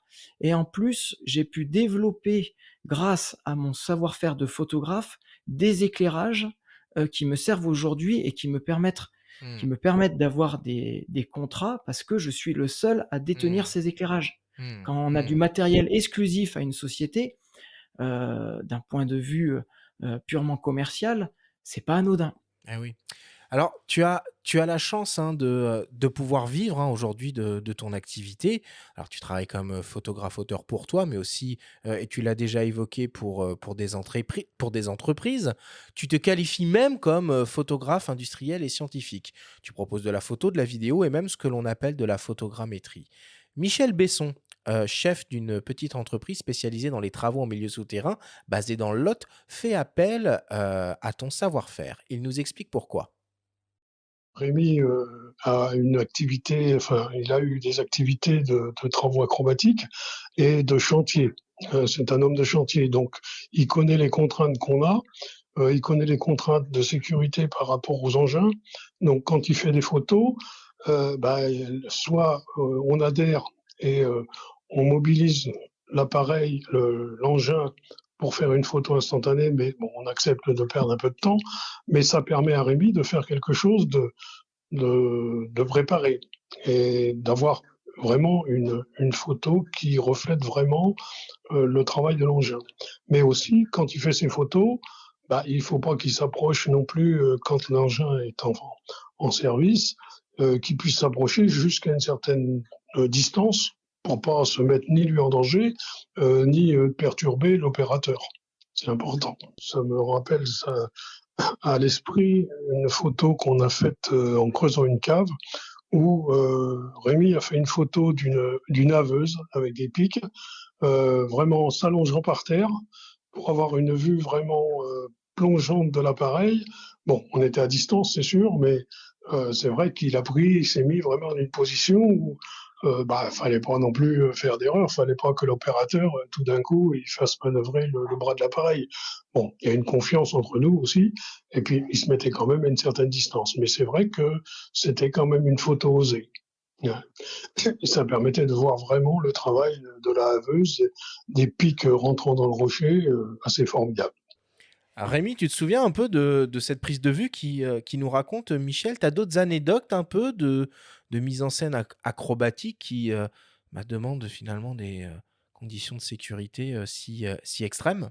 Ah ça c'était, enfin ça c'est le genre de chantier que j'adore parce qu'il y a de la technicité. Il y a des machines qui sont fabriquées sur mesure pour des chantiers. La SAS Besson est une entreprise qui réalise des tunnels de petites sections. Plus le tunnel est petit dans sa section et plus c'est compliqué. Plus c'est difficile, plus c'est long et c'est vraiment très intéressant parce que l'humain est vraiment au cœur du métier et ce type de photographie pour moi c'est génial. C'est des photographies qui ne sont pas montrées parce qu'on est quand même dans un contexte de secret industriel. C'est une entreprise qui a énormément investi dans le matériel. Moi, j'ai énormément appris d'ailleurs là-dessus, à savoir que l'investissement du matériel, il est très très très important. Mes flashs, par exemple, ils peuvent se fixer n'importe où instantanément, sur une paroi rocheuse, sur le bâti métallique d'une machine. Je fabrique mes propres supports.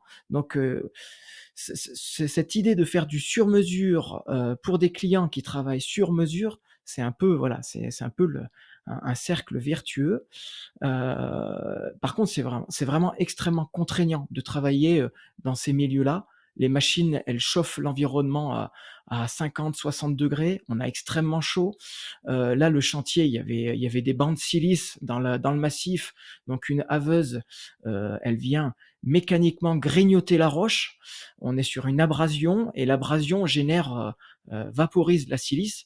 Et donc, du coup, il faut avoir du matériel sur soi pour pouvoir respirer et s'isoler de cette silice parce qu'on peut développer dans le futur une silicose. Donc c'est une scarification des poumons et ça demande de travailler avec un masque, avec une cagoule à pression positive, c'est-à-dire qu'on a des moteurs dans le dos avec des filtres qui pulsent l'air sous pression dans le masque pour être sûr qu'il n'y ait aucune particule qui puisse rentrer.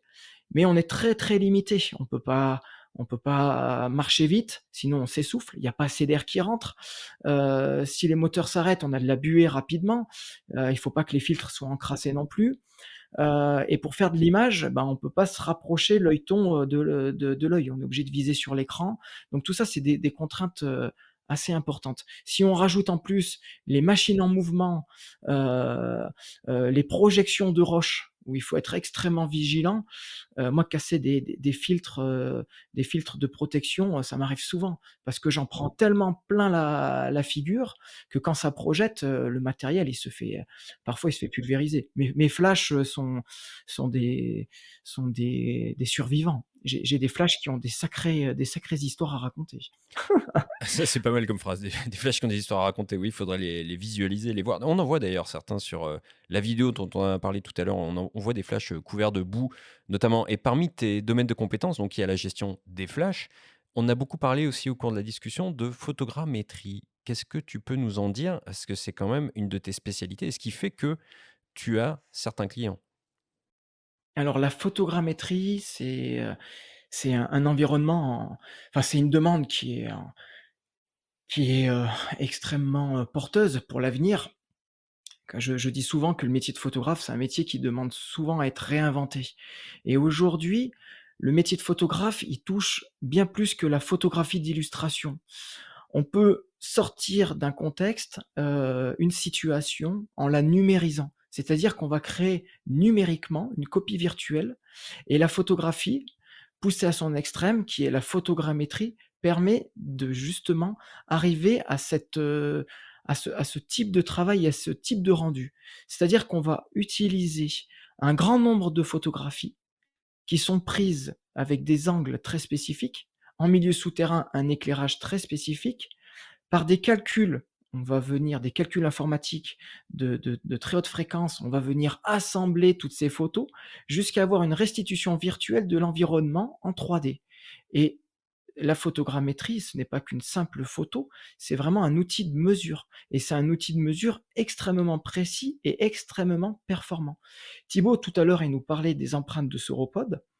On les a numérisées avec la lasergrammétrie. Donc là, c'est des scanners 3D qui utilisent la mesure laser, mais on est passé en plus par-dessus avec la photogrammétrie. Donc là, la photogrammétrie, elle va nous permettre, en plus d'ajouter de la texture, d'avoir vraiment la texture de la géologie, et en créant des lumières artificielles sur cette copie virtuelle, on va pouvoir venir observer des choses qui ne peuvent pas être visibles à l'œil nu. Parce que les empreintes de sauropodes, elles sont à 12 mètres au plafond, on ne peut pas s'en approcher, elles font 1,20 m de diamètre, 1,50 m pour les plus grosses, et la photogrammétrie va nous permettre de révéler tout ce qui ne pouvait être pas vu sur place avec notre lumière qui est frontale. Et ça veut dire que ce rendu, tu l'as que en post-prod. Alors, sur place, tu n'as aucune idée du rendu final.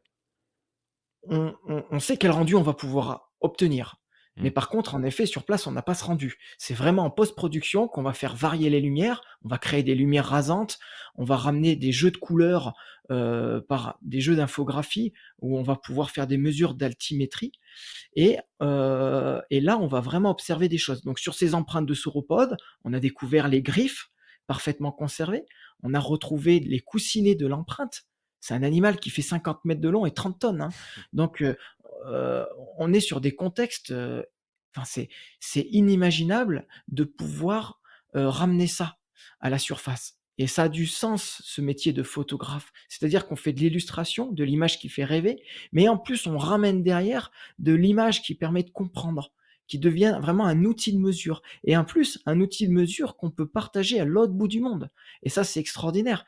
Parce que la cavité, elle peut pas être visitée par tous. Et on peut pas la délocaliser non plus. Donc là, ces données-là, elles ont été transmises à des scientifiques qui sont aux États-Unis, qui eux aussi ont des empreintes de sauropodes. Ça a été envoyé dans les pays asiatiques où là aussi, récemment, des empreintes de sauropodes ont été découvertes et ça permet de comprendre les différences de ces animaux qui ont quand même vécu il y a 168 millions d'années. Il faut s'imaginer que la Terre ne connaissait un seul continent, la Pangée, il n'y avait qu'un seul océan, Tétis, et on avait des dinosaures géants. Voilà, et le métier de photographe, il amène à ça. Merci Rémi, merci Rémi. On va conclure là-dessus. Écoute, on sent que tu es passionné. Et ce que tu nous racontes est passionnant. On pourrait discuter des heures avec toi. Merci beaucoup de nous avoir partagé tout ça. C'est vraiment un monde et une discipline qui est inconnue de la majorité des amateurs de photographie. Donc c'est super. Merci beaucoup. Je mets donc un terme à cette discussion et on passe au débrief.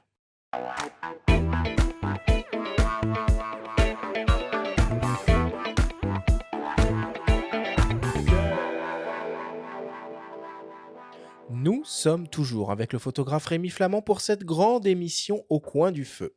C'est le moment du débrief qui vous est présenté par ipln.fr, le spécialiste photo et vidéo. Rémi, difficile évidemment de résumer notre passionnante discussion en quelques minutes. À la place, tu vas essayer de faire ton propre portrait robot en quelques minutes. Est-ce que tu es prêt ? Ouais. C'est une drôle de c'est T'inquiète une drôle pas, de question. ça va bien se passer. Rémi, est-ce que tu peux nous expliquer simplement ce qu'est finalement la photographie souterraine? Alors la photographie souterraine, en premier lieu, je pense que c'est surtout une histoire, humaine. C'est une histoire de personnes, de rencontres et surtout c'est, l'esprit d'équipe. C'est l'esprit d'équipe qui va être déterminant pour arriver à une fin, qui est la photographie. Mais avant, c'est l'aventure, c'est des contraintes, c'est des moments difficiles, c'est des moments de joie, la photo n'est qu'une finalité en soi. Quelles sont les aptitudes et connaissances nécessaires à avoir pour pratiquer la photographie souterraine? Il faut être un leader, dans le sens où on mène une équipe. Un leader, il cherche avant tout à maintenir la cohésion avec des gens qui ont des profils très différents. On va avoir des très sportifs et des gens qui sont moins sportifs. Parfois, c'est le sportif qui lâche parce que c'est pas son jour. Donc il faut être extrêmement vigilant. Donc voilà, ça pour moi, c'est un rôle très important d'être bienveillant envers les gens qui nous accompagnent. On peut être aussi le maillon faible, voilà, donc il faut le dire quand ça va pas. Il y a un esprit de sécurité, il faut toujours être vigilant en permanence. Ça c'est très, très important. Après il faut être un peu fou quand même d'aller sous terre, alors que parfois il fait grand ciel bleu et qu'on n'a pas vu le soleil depuis plusieurs jours. On retourne sous terre. Heu, Après, bah, il y a cette aventure, hein, qui nous mène à découvrir l'inconnu. Donc voilà, il faut être aventurier. Après voilà, il faut être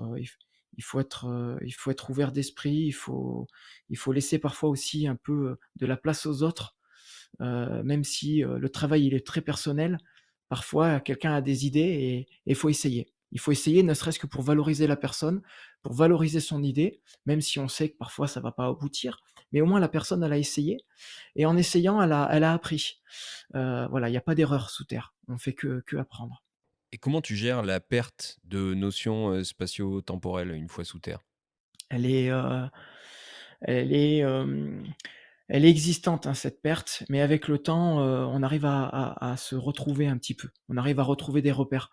Moi, c'est des repères, physiologiques où je vais, d'un seul coup avoir, une fatigue, l'envie de boire. Hem, ça dépend énormément du contexte, hein, mais voilà, on arrive à retrouver des repères en s'écoutant. On n'a pas de repères physiques avec, voilà, la dérive du soleil, mais on a des signes de fatigue, des signes d'agacement qui font dire que ça fait longtemps qu'on est sous terre et qu'il va peut-être falloir se reposer et il y a les signes aussi qu'on va observer chez les autres personnes, des tremblements, le froid qui arrive, l'humidité. Donc très, très souvent, je demande aux gens: «Comment ça va? Est-ce que tu as froid? Est-ce que tu as faim? Est-ce que tu veux qu'on fasse est-ce qu'on démarre le réchaud pour se réchauffer?» Cette bienveillance, elle est vraiment très importante. Mais c'est un tout, hein, voilà. Donc le temps qui passe sous terre, on est vigilant, voilà. Après on a une autonomie avec nous, hein, une autonomie de lampe, une autonomie de plein de choses, voilà. Si on passe plusieurs jours sous terre, on a des bivouacs, on a des rations de nourriture, il faut être vigilant là aussi là-dessus, donc voilà. Tout ça fait que le temps, on peut pas y passer à côté et puis il suffit de regarder sa montre. Quel matériel de prise de vue est-ce que tu utilises et pourquoi? GFX. GFX 100, GFX 100S, GFX 50. Heu, Tout dépend de la demande du client, toujours, je me réfère à ça. Moi, c'est le cahier des charges du client qui est la plus importante et je mets en face les moyens nécessaires pour réaliser la mission. Évidemment, il y a les optiques. J'ai des optiques, dont je me séparerai jamais.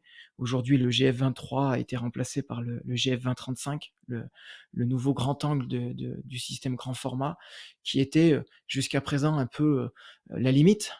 Le 23 millimètres, je restais sur ma faim, surtout en ayant connu des optiques beaucoup plus grand angle, mais c'était un pari sur l'avenir. Aujourd'hui, on a une optique qui répond à la demande et aujourd'hui, les GFX, c'est pour moi et en milieu souterrain, les meilleurs boîtiers qui peuvent exister de par leur résistance, de par leur capacité, à faire ressortir du détail, par leur résolution et puis, voilà la la capacité à gérer les hautes lumières et les basses lumières en même temps. C'est sûr que là, on a des capteurs pour du travail en lumière artificielle qui sont extraordinaires. Est-ce que tu peux, en quelques mots, nous raconter ton plus beau souvenir d'exploration? Oh, il y en a tellement, Oui, il y en a mais il tellement. faut en choisir un. S'il faut en choisir un, s'il faut en choisir un, c'est très difficile parce il y a, ça peut être en lien avec une personne, ça peut être en lien avec, une beauté géologique, ça peut être un coup dur qui au final, dans l'aventure, devient un très beau souvenir parce qu'au final tout s'est bien passé, tout s'est bien fini en tout cas. Ça peut être amené à un voyage. Allez, on peut dire la République dominicaine, la découverte d'un gouffre énorme en plein milieu de la jungle, 3 jours de marche à la machette pour faire 8 kilomètres dans des cactus géants, dans une végétation extrêmement, irritante, agressive, heu, sous une chaleur accablante et puis, on a un objectif, hein, qui est en lien avec une image satellite qu'on avait épluchée. On avait découvert, potentiellement un gouffre. On savait pas du tout sur quoi on allait tomber et quand on est arrivé, au bout de 3 jours, au bord de ce gouffre, un puits de 120 mètres à descendre et une forêt avec des arbres de 30 mètres de haut au fond avec en fait, une vie qui avait été capturée, qui ne pouvait pas ressortir de ce de ce trou géant, de ce trou béant et ça, c'est des moments forts, ouais. Quand on arrive, là, c'est génial parce que face à la difficulté et face à l'esprit d'équipe, on arrive à découvrir quelque chose d'unique. Voilà. Et pour terminer, Rémi, si cette émission provoque une vocation, quel conseil pourrais-tu donner à un jeune photographe qui souhaite débuter sous la terre? De se préparer à vivre, une des plus belles expériences qui pourra lui être, lui être donnée de vivre. Heu, il faut être accompagné. Il faut être accompagné. Pour cela, il y a des spéléologues qui maillent le territoire français et même, dans tous les autres pays. Le milieu souterrain, là, on a parlé du milieu souterrain naturel, mais il y a le milieu souterrain, anthropique qui est à découvrir. C'est les réseaux miniers, c'est tout ce que notre archéologie, nous laisse encore, la chance d'entrevoir, de découvrir. Tout à l'heure, on a parlé de qu'est-ce qui reste à découvrir. J'ai pas du tout répondu. Il y a tellement de questions que c'est difficile de répondre à tout, mais il faut bien comprendre qu'en France et ne serait-ce qu'en France, on a découvert qu'une toute petite partie de ce que la nature nous réserve. Une cavité n'est jamais finie à explorer, il y a toujours à voir, il y a toujours à découvrir. L'aventure ne s'arrêtera jamais. Il y a de la place pour tout le monde, surtout pour les jeunes. Aujourd'hui, on manque vraiment de jeunes. Et être photographe en milieu souterrain, c'est toujours faire partie d'une belle équipe parce qu'on a besoin d'images pour raconter ce qui se passe et les écrits que les spéléos, laissent après chaque exploration dans les comptes rendus, quand on a une belle photo, bah, ça fait plaisir, ça fait rêver. Mmh. Donc aujourd'hui, il y a une fédération française, c'est la Fédération française de spéléologie, qui a tout un maillage d'associations en lien avec la protection, et la découverte du milieu souterrain. Donc parfois, pour aller sous terre, il n'y a qu'une porte à pousser et si jamais il y a personne pour vous accueillir, pour découvrir le milieu souterrain, bah, il y a toutes les cavités aménagées. Il y en a plus d'une centaine en France et elles sont extraordinaires déjà à découvrir et déjà ça permet de savoir à quoi on va se confronter. Merci Rémi, merci beaucoup pour toutes ces explications.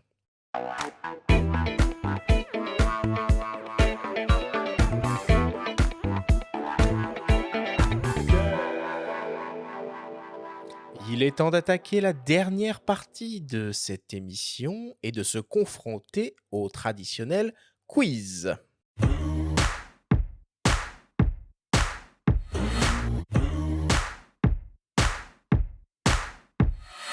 Rémi, le principe du quiz est très simple. Nous avons reçu des questions de la part de nos auditeurs qu'ils t'ont posées via notre compte Instagram en lien ou non avec le sujet de cette émission. Nous en avons sélectionné quelques-unes et tu vas avoir seulement 30 secondes et pas une de plus pour tenter d'y répondre le plus clairement possible. As-tu bien compris la consigne ? C'est parti. Alors on y va. Première question qui nous vient d'un dénommé Étienne.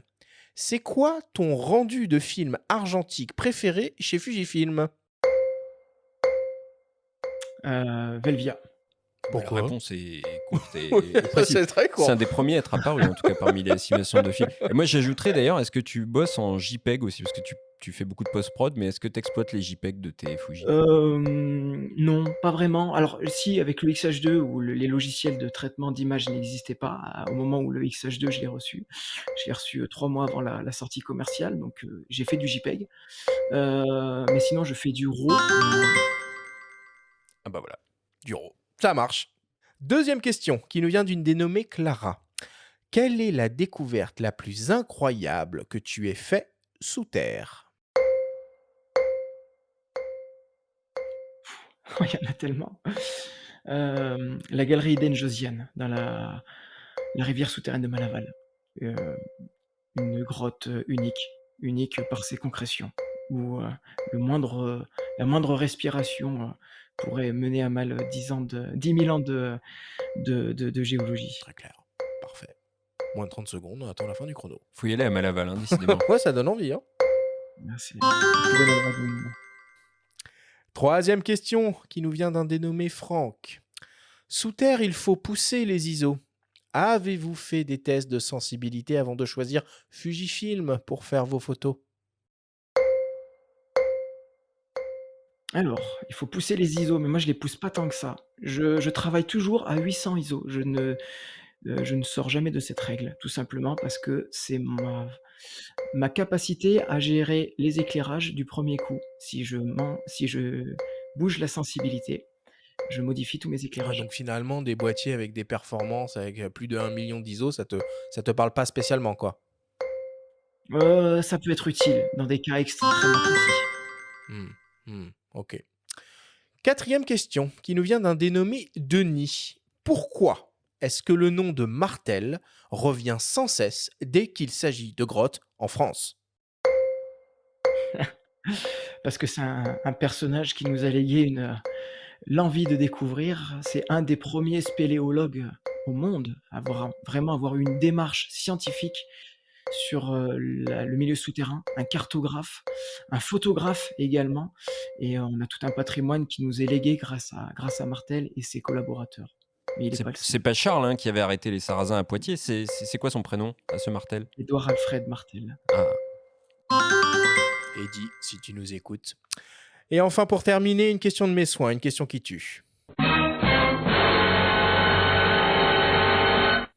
Rémi, si tu devais rester confiné pendant 3 mois dans un contexte épidémique planétaire, chose qui bien sûr relève de la pure science-fiction, quelle grotte choisirais-tu? Alors je vais pas en citer une, mais ça serait une grotte, plutôt dans le sud de la France, dans un contexte où il ferait plutôt doux, bon à vivre. On va éviter le contexte alpin avec des cavités à -2 degrés en permanence sur l'année, mais un 13-14 degrés avec un peu d'eau et une plage de sable, ça serait parfait. Bon, et peut-être pour terminer, une marque de crème solaire que tu pourrais nous recommander? Je connais pas. Merci beaucoup Rémi, on termine le quiz là-dessus.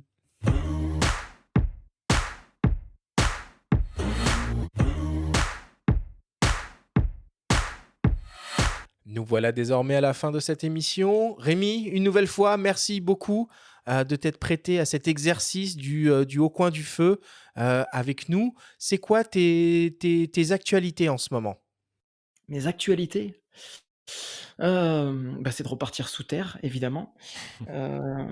Donc là, ça va être une série de cavités aménagées en amont de la saison touristique. Mais il va y avoir du canyon, il va y avoir, de la photographie d'escalade aussi, voilà, d'autres univers, verticaux où on a besoin de cordes. Et puis dans le contexte industriel, de belles découvertes, voilà, un peu partout en France, mais aussi un peu à l'étranger. Bon, en tout cas, merci beaucoup. C'était vraiment un plaisir de t'avoir avec nous aujourd'hui. Merci. La semaine prochaine, on part en voyage photo avec nos invités Vincent Frances, fondateur de l'agence Photographe du Monde, et le photographe Jean-Michel Lenoir. On vous explique tout ce qu'il faut prévoir et penser avant d'organiser un voyage photo. Merci à tous de nous avoir écoutés. prenez soin de vous et on se retrouve la semaine prochaine.